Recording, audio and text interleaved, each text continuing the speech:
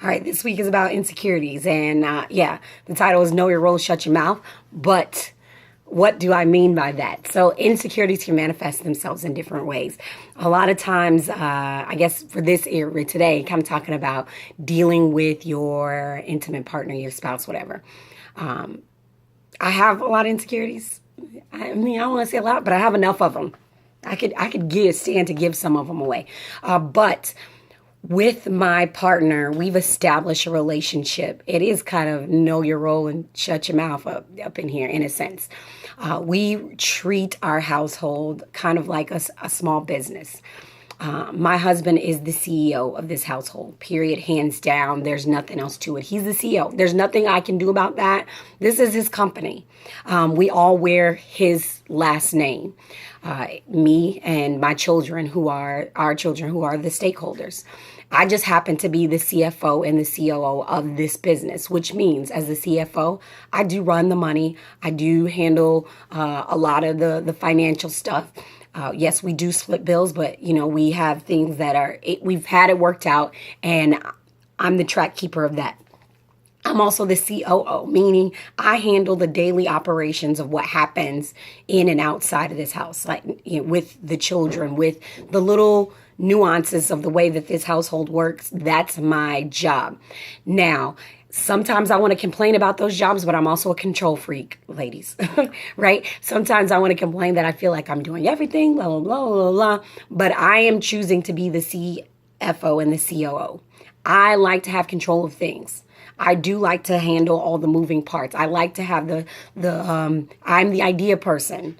That's what I am in my household. My husband is able to, in essence, as he likes to call it, help me pull the trigger with some of the larger financial decisions. He's also helped me make logical decisions with a lot of the operations, so that our stakeholders, our children, are getting exactly what they need. And this business, this house is making profits, right? We're making profits in a sense.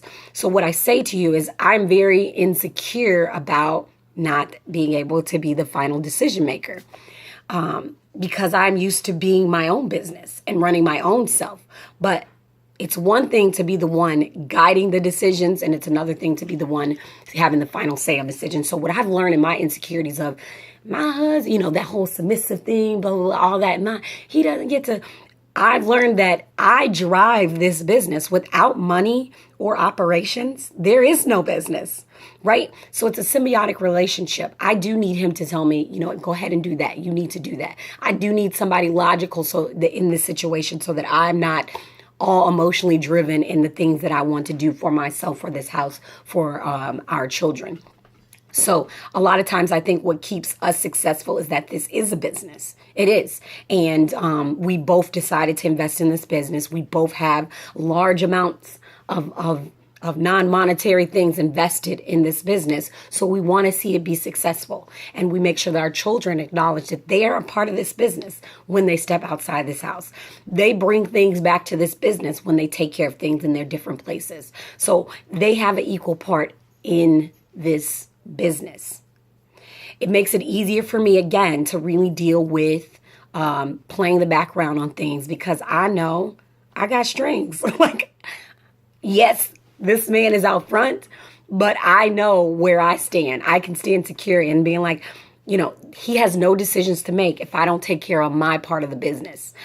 So I think we can, if we look at things that way, and the business is kind of separate from the emotional side of things, because that's a whole nother gamut of things. But I think if the business is running smoothly, if everybody kind of knows their role and shuts their mouth and keep things going like water in a basin. For my son's homework last night, like, you keep that circle rolling, that flow of information from the big three and the stakeholders. I think the emotional side kind of is a healthier side of things, and that you're able to work on that for what it is, not for the business aspects of it, because the business aspects of it are what'll mess with the love, the care, the sex, the intimacy, so get the business in order. And I think the rest follows. Maybe that doesn't work for you, but it does work here. But that's how I choose to be secure. I'm the CFO. I'm the COO. I run some stuff. All right. And I am doing a lot of communication with the stakeholders. When I bring the CEO in to communicate with the stakeholders, or the CEO comes in to communicate with the stakeholders, everybody sits up straight. Everybody listens. There's a lot. We know that it's important, and there's a lot to stand to be gained. And I respect my husband for the type of authority that he commands in the household, because it's not the same. I am a talking head, obviously, right? So how do you do it? How do you balance being human, having insecurities, and still having healthy relationships? I would love to hear it. You could comment below. Like the Ladywood YouTube page. It's awesome, right? It's awesome, right? Well, I think so. And that's not me being insecure. But we'll keep it going. Like on Facebook, we have I try to post a little bit of daily inspirationals. You know, we all get in our ruts. I still live a life too. But how do you do it? Because I know that that's one thing that a lot of folks struggle with. Until next time, I'm going hard for making great habits to live with my insecurities. Let's do this together.